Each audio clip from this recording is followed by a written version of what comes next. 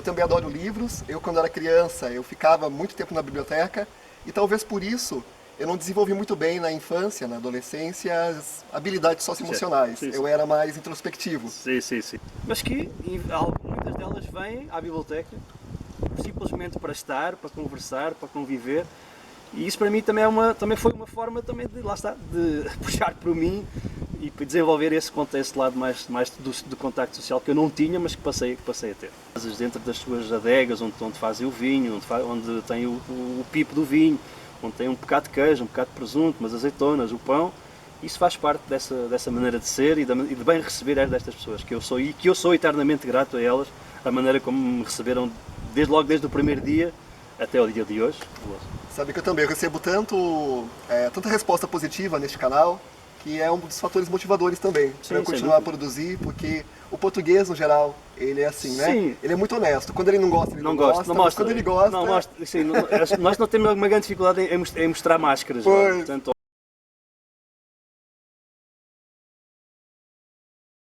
Nuno, algo que eu li no seu blog, acredito que foi uma citação de uma senhora, ela disse assim, pior que não vou lembrar exatamente como ela disse, mas ela meio que falou que você ajudaria a reconstruir o mundo.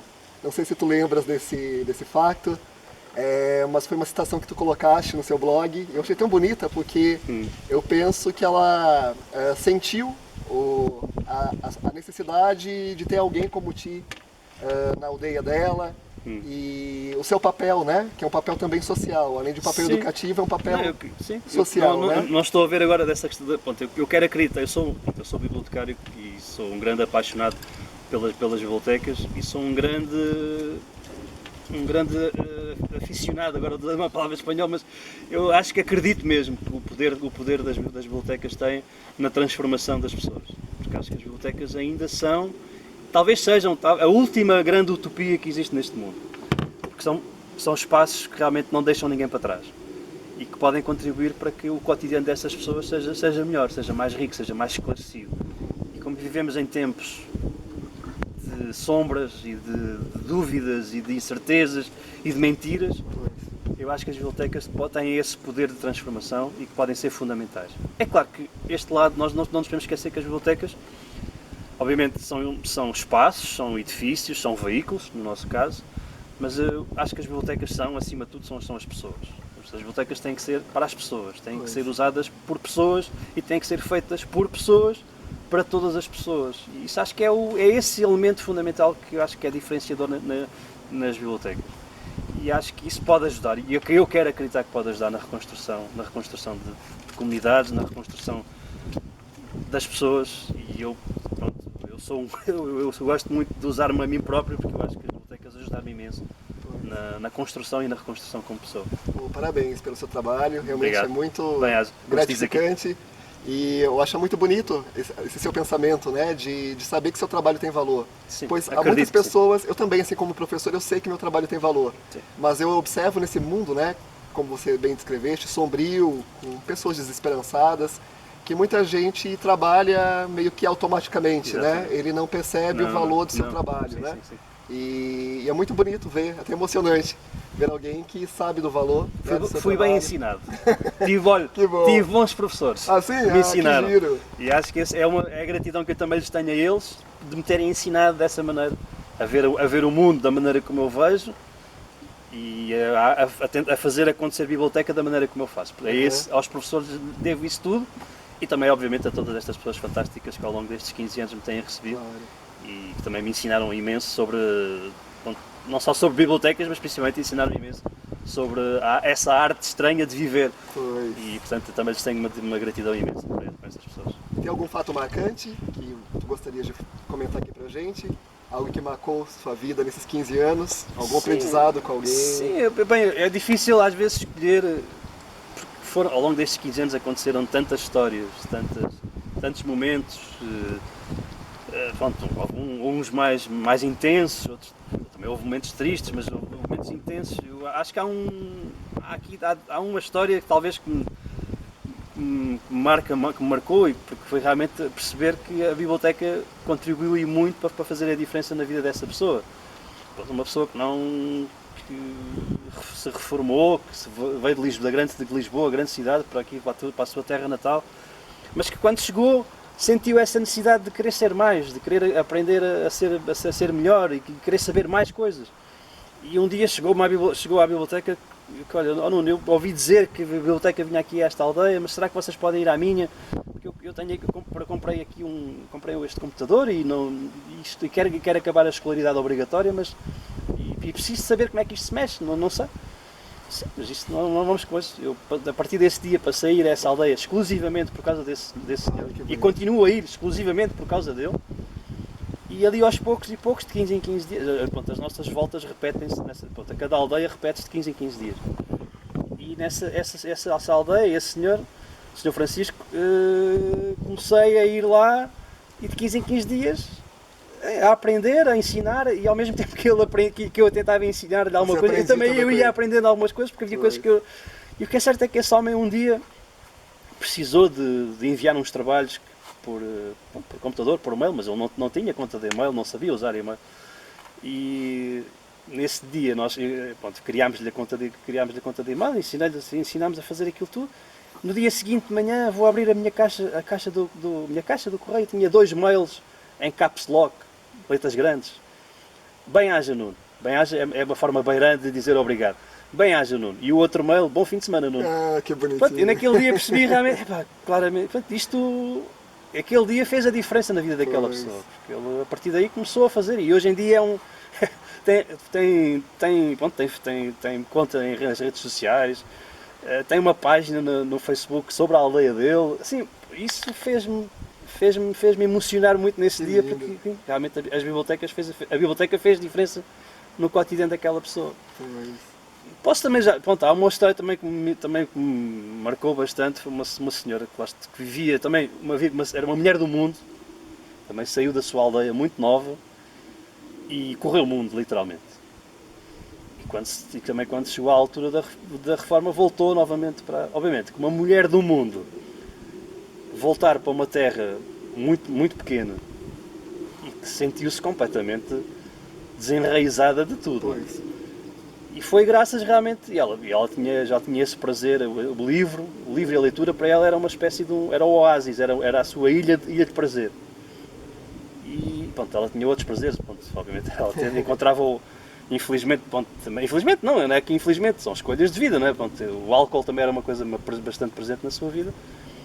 E ela praticamente, a vida dela era isso, era comer pouco, beber muito, fumar imenso e ler constantemente.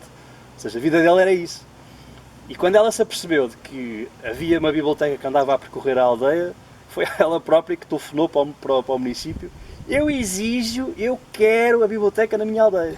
Que não fazia parte da coisa. E eu passei a ir lá e foi uma relação que também foi-se construindo. Começou como uma relação entre um utilizador, leitor, e o funcionário que era eu, mas que muito rapidamente escalou para uma amizade, porque a partir do momento em que houve alturas em que ela não conseguia sair de casa e era eu que ia ter com a casa dela, e ela abria-me as portas e partilhávamos, eu emprestava-lhe os livros da biblioteca, mas ela também emprestava, ou até, na morte dela depois eu fiquei com grande parte da sua biblioteca pessoal. E era uma mulher incrível, porque ela tinha uma capacidade e um gozo tremendo em desfrutar da vida em toda a sua plenitude. E isso obviamente chocava de frente, principalmente com a pequena aldeia onde ela vivia. Não é? Portanto, mas era uma mulher que ela gostava imenso de viver. E viveu até ao último dia intensamente.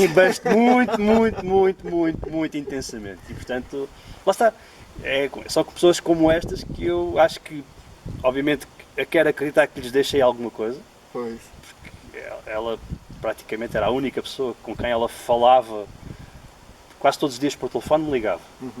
Mas não seja para confirmar, ela sabia o dia, ela sabia a hora que eu ia, mas ela tinha necessidade de todos os dias ligar para saber se estava tudo bem, com o meu filho, se estava tudo bem comigo. Que bacana. Mas quando eu lá chegava, quando eu percebia que ela não vinha, eu sabia claramente porque é que ela não conseguia vir. E quando chegava à casa percebi exatamente. E pronto, criou-se essa relação sim, foi uma relação mesmo de amizade. Porque eu acho que eu aprendi muito com ela e quero acreditar pronto, que eu também de 15 em 15 dias também lá lhe deixava alguma coisa, para além dos livros e da leitura. E foi muito gratificante conhecer uma pessoa como ela. E lembro, e cada vez que lá passo, continuo a ir à sua aldeia dela, por causa de outra pessoa, mas continuo a passar à porta dela e a lembrar-me de tudo, das conversas mirabolantes que aquela mulher tinha, das experiências completamente fora da caixa que aquela mulher teve, até o último dia, até o último dia da vida dela, o último dia não, até depois da morte dela, ela conseguiu ser completamente fora da caixa, porque ela sofreu uma queda em casa, e faleceu e esteve em casa durante algum tempo, ainda sem ninguém, porque mas não era uma pessoa com quem se desse muita gente, só foi encontrada por uns dias depois. Que pena. E eu lembro-me de uma conversa que tivemos uns meses antes, e ela lembrou-se, tinha visto num artigo qualquer de uma revista, que se podia doar o corpo à ciência. Porque ela fazia-lhe muita confusão ser enterrada, não queria, ela não queria, eu não quero, então, mas quer dizer, toda a vida, ela dizia, se eu toda a minha vida fui livre, agora é na morte, vão-me pôr terra em cima, não quero nada disso. E pronto, eu lembro-me que andei à procura e encontrei os contactos da universidade que fazia essa recolha. E agora imaginar que de uma aldeia onde o tradicional é, a pessoa morre, vai à igreja e se imita. Ali naquele caso, a senhora ser metida numa carrinha e ser levada ninguém sabe para onde. Isso foi um choque tremendo e ainda hoje se fala nisso, porque ainda hoje eu me lembro esta mulher chocou em vida, chocou na morte não, mas chocou, e até mesmo depois de morta chocou. Pois, tu poderia escrever um conto sobre ela, não? Era uma mulher mesmo extraordinária, que bacana. Com uma visão do mundo muito particular. E realmente tinha era isso, a vida dela foi vivida a 200%, em tudo. Muito na bom. Leitura, na bebida, em tudo. Nos prazeres. Tudo. Era uma mulher sem tabus, não tinha tabus nenhuns. E obviamente que isso chocava. Né? Claro. Sim, era uma mulher que deixou a sua marca, deixou mesmo a sua marca. Muito bom. Nuno, as últimas questões, não quero tirar muito seu tempo, está sendo maravilhosa nossa conversa, mas eu gostaria que você falasse um pouquinho da solidão, que o que eu observo, também pedalando aqui pelas aldeias portuguesas, é um bocado de solidão, né? Pois elas são habitadas por pessoas mais idosas. Exatamente. Nós percebemos que muitos não abandonados, mas não tem muito contato com a família, com os filhos, muitos filhos imigrados. Sim. E queria que você desse sua percepção dessa solidão e também da importância do papel dos livros para isso, e de presença de pessoas como você. Sim, principalmente a presença das pessoas e a presença de pessoas que possam ajudar a colmatar essa solidão, obviamente. Pode ser através da leitura, sim, mas também pode ser muitas vezes através de uma simples conversa ou de um simples estar. Pois. Ou simples estar ali, ou um simples ir e ajudar numa tarefa que pode ser uma coisa para elas muito complexa, como por exemplo, lá está, pagar uma conta, ajudá-la a fazer um processo qualquer burocrático, que é uma coisa muito às vezes complexa, e que o facto de estar ali alguém de 15 em 15 dias, eu quero acreditar e gosto de acreditar que isso possa realmente colmatar essa solidão. A solidão e o isolamento social realmente é uma doença tremenda em todo este território, que cada vez mais é mais um espaço vazio e menos um território. E isso tem a ver, são decisões, o país é um país extremamente desequilibrado entre o litoral e o interior, e toda a faixa interior, desde o norte até ao sul, é também isso, cada vez mais um espaço vazio, pequenas aldeias, médias cidades, ao fim e ao cabo, que depois acabam por absorver todas estas pessoas, porque acaba por não haver muitos atrativos em termos de emprego, e há um esforço tremendo das autoridades das instituições, das autarquias, mas quer dizer, isto é um problema que já não pode ser só visto a nível local, tem que ser visto a nível nacional, porque realmente já começa a ser, há aqui zonas que começam a ser quase que desertificadas. Sim. Que já não há, quer dizer, já não há sangue vivo, não há vida, isso começa a transformar esses territórios quase inviáveis, em termos económicos, e isso é assustador, para quem trabalha aqui começa a ser assustador, porque começamos a ver lá está, as aldeias a ficarem casas vazias, os imigrantes que vinham, muitos deles também muitos deles já não vêm, porque os filhos também já começam a perceber que aqui não há esses atrativos, mas mesmo havendo um esforço tremendo, e isso é uma coisa que eu tenho que admitir e tenho que assumir, há um esforço tremendo por parte das autarquias, por parte do poder, em tentar ao máximo captar uma, duas, mas isso começa a não ser suficiente. Depois, claro, quando nós chegamos a uma aldeia, há aldeias que eu percorro há 15 anos, e percebemos claramente que há uma quebra acentuada, e aqueles que ficam, muitas vezes, depois, por causa da idade, por causa da saúde, começam a ter essa impossibilidade de ter uma vida em condições, porque os filhos depois vão-se embora, depois às vezes vão-se embora para outros países, nem sempre é igual. E esta altura agora, quando foi esta altura da pandemia, foi